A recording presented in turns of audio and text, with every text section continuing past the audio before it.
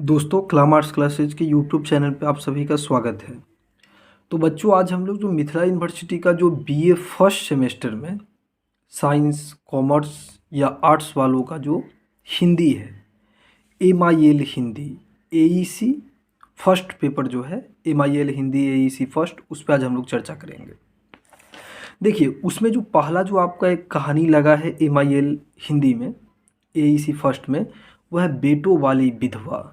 BA first semester का बेटों वाली विधवा ये कहानी है और इस कहानी के लेखक है प्रेमचंद। तो आप ध्यान दीजिएगा कि बेटों वाली विधवा जो कहानी है, इस कहानी के लेखक प्रेमचंद है। प्रेमचंद को कथा सम्राट कहा जाता है, हिंदी में उपन्यास सम्राट भी कहा जाता है और प्रेमचंद को कलम का सिपाही भी कहा जाता है। प्रेमचंद ने लगभग 300 कहानियाँ लिखा। आप ध्यान दीजिएगा, कफन कहानी इनका बहुत चर्चित कहानी है, जो अंतिम कहानी इनकी 1936 में आती है और प्रथम कहानी आता है पंच परमेश्वर कहानी। और ये जो बेटों वाली विधवा जो कहानी है प्रेमचंद की, काफ़ी मार्मिक कहानी है।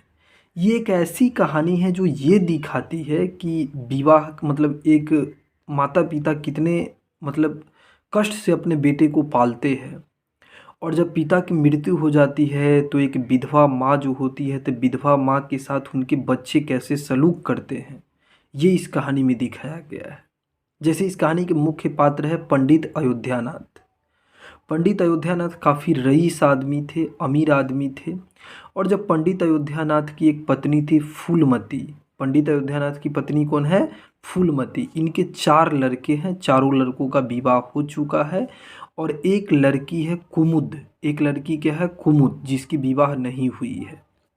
लेकिन चारों लड़कों का नाम मैं आपको बता दूं, कामतानाथ, उमानाथ, सीतानाथ, दयानाथ। जब पंडित अयोध्यानाथ मर जाते हैं तो इनकी पत्नी फूलमती विधवा होती है ना। और पंडित जी के मरने के बाद ये जो चारों लड़के जो होते हैं, चारों लड़कों अपने माँ के साथ अच्छा सलूक नहीं करते हैं। मतलब फूलमती के साथ ये चारों लड़के अच्छा सलूक नहीं करते हैं, फूलमती का कोई इज्जत नहीं करते हैं, घर में फूलमती को कष्ट देते हैं, है ना। जब फूलमती अपने पति की तिरहमी करती है, मतलब ये भोज भात इसके मरने के बाद, तो ये चारों लड़के उसको भी ढंग से नहीं कर पाते हैं। देखिएगा, पंडित अयोध्यानाथ अपने जीवन में ही अपनी लड़की कुमुद का विवाह एक अच्छा परिवार में तय किए रहते हैं। लेकिन जब पंडित अयोध्यानाथ मर जाते हैं तो ये चारों लड़के विचार करके षड्यंत्र रचते हैं और अपनी बहन का विवाह एक अधेड़ उम्र के व्यक्ति के साथ कर देता है, ताकि इसका कुछ पैसा बचे। और अंत में देखिएगा, ये जो फूलमती जो होती है, ये पानी लाने के लिए जाती है गंगा नदी में और इसका पैर फिसलता है और नदी में डूब करके फूलमती अंत में मर जाती है। तो ये एक स्त्री मनोवैज्ञानिक कहानी है, बेटों वाली विधवा। ये एक विधवा स्त्री के यथार्थ को ये कहानी दिखाता है। दूसरा जो आपको पढ़ना है, ये भय निबंध है। देखिए भय जो है निबंध है, रामचंद्र शुक्ल का निबंध है। पूछता है कि भय जो एक निबंध है, रामचंद्र शुक्ल का निबंध है, ये मनोविकार से संबंधित निबंध है। किससे संबंधित निबंध है? मनोविकार से संबंधित निबंध है। और रामचंद्र शुक्ल की एक किताब है चिंतामणि। तो मैं आपको बता दूं, चिंतामणि किताब से ये निबंध लिया गया है, भय निबंध। तो आप इतना ध्यान देना कि भय निबंध है, इस निबंध के निबंधकार रामचंद्र शुक्ल है, ये मनोविकार से संबंधित निबंध है और चिंतामणि किताब से निबंध लिया गया है। तीसरा जो आप निबंध जो आपको ललित निबंध पढ़ना है बीए सेमेस्टर में, वो है गेहूं और गुलाब। देखिए दोस्तों, ये गेहूं और गुलाब निबंध के लेखक है रामवृक्ष बेनीपुरी। आपको पता होगा बेनीपुरी जी के बारे में, बिहार के ही थे, है ना। रामवृक्ष बेनीपुरी का निबंध है गेहूं और गुलाब, और ये एक ललित निबंध है। गेहूं कैसा निबंध है? ललित निबंध है, गेहूं और गुलाब। इसमें गेहूं जानते हैं किसका प्रतीक है? गेहूं भौतिकता का प्रतीक है, भौतिक जीवन का प्रतीक है गेहूं। और गुलाब जो है, जो मानसिक तृप्ति मतलब मन के शांति का प्रतीक है गुलाब। देखिए अभी व्यक्ति क्या करता है, इस निबंध में बताया गया है कि व्यक्ति भौतिक आवश्यकताओं को महत्व देने के चक्कर में, यानी कि व्यक्ति धन दौलत कमाने के चक्कर में, अपने भौतिक लालसा को पूरे करने के चक्कर में अपना शांति खो बैठा है, मतलब उसको दिमागी शांति नहीं मिल पा रहा है। तो वास्तव में वह व्यक्ति क्या करेगा? गुलाब इसमें शांति और संस्कृति का प्रतीक है। आप इस चीज़ को ध्यान दीजिएगा। वास्तव में गेहूं और गुलाब में जब तक संतुलन नहीं होगा, जब तक जीवन में पूर्णता नहीं हो सकती है। मतलब इस निबंध में ये बताया गया है कि गेहूं अर्थात भौतिक जीवन में और गुलाब अर्थात मानसिक शांति, ये दोनों जरूरी है व्यक्ति का, है ना। तो ये इसमें दिखाया गया है निबंध में। अब चौथा जो देखिएगा, राहुल सांकृत्यायन का संस्मरण है। चौथा क्या है? राहुल सांकृत्यायन का संस्मरण है। ये रामधारी सिंह दिनकर के द्वारा लिखा गया। और राहुल सांकृत्यायन को आप जानते होंगे कि भारत के बहुत बड़े यात्रा संस्मरण के पिता माने जाते हैं राहुल सांकृत्यायन।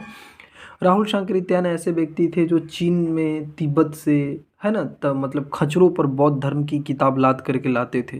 ये बौद्ध धर्म के बहुत बड़े ज्ञाता थे। कौन? राहुल सांकृत्यायन। तो राहुल सांकृत्यायन का संस्मरण रामधारी सिंह दिनकर उनके बारे में लिखते हैं।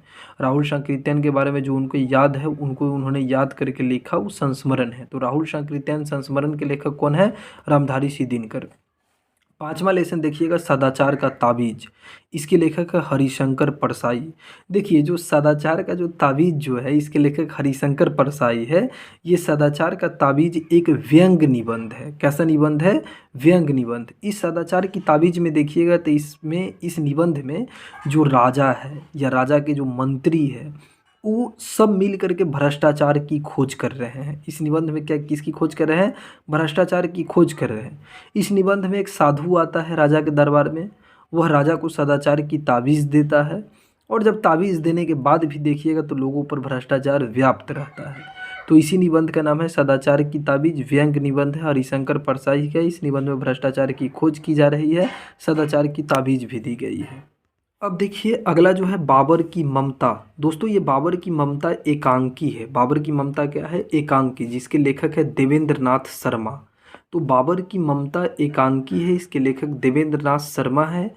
और ये जो बाबर की ममता जो है ना, इसमें एक पिता अपने पुत्र से कितना प्यार करता है, पिता अपने पुत्र के लिए अपना जान भी दे देता है, इस एकांकी में दिखाया गया है। पिता की ममता को, एक पिता अपने पुत्र के लिए जान तक दे देता है, ये एकांकी बताता है।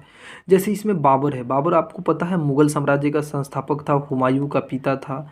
बाबर की पत्नी थी माहम, जो बाबर की पत्नी है, अर्थात हुमायूं की माँ। और इसमें हुमायूं जो बाबर का पुत्र है, मुर्तज़ा जो हकीम है, जो बाबर का इलाज करता है, सॉरी हुमायूं का इलाज करता है। और अबू बका एक धर्मात्मा है, एक धर्म का जानकार व्यक्ति है। इसमें हुमायूं बीमार पड़ता है। इस एकांकी को आप पढ़िएगा तो हुमायूं क्या पड़ता है? बीमार पड़ता है।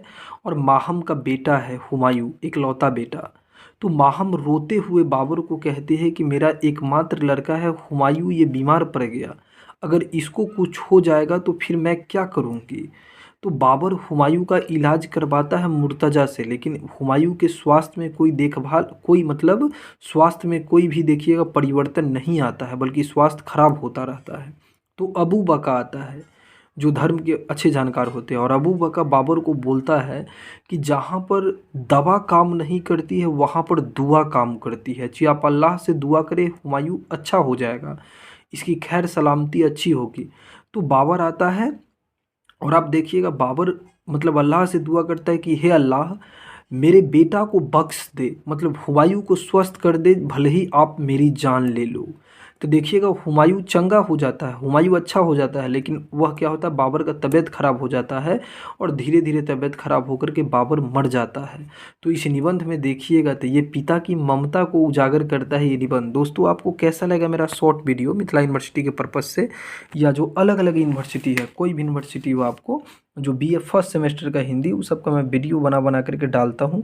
आपको अगर मेरा वीडियो अच्छा लगता है तो आप मेरे इस कलाम आर्ट्स क्लासेज चैनल को सब्सक्राइब कीजिए, और नीचे में कमेंट कीजिए कि आपको किस टाइप की वीडियो चाहिए। अगर आपको जो रिक्वायरमेंट होगा, आपके कमेंट के हिसाब से मैं वीडियो बना करके लाते जाऊँगा। जी, धन्यवाद।